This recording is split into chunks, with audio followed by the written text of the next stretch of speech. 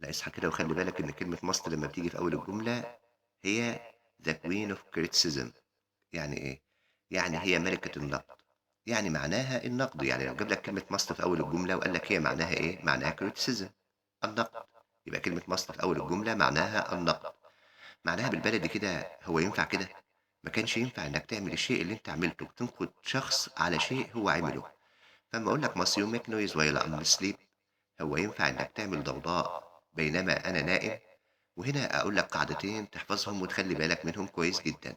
كلمة must في أول الجملة معناها هو ينفع كده، نقد لفعل شيء، وكلمة asleep صفة لا يتبعها موصوف.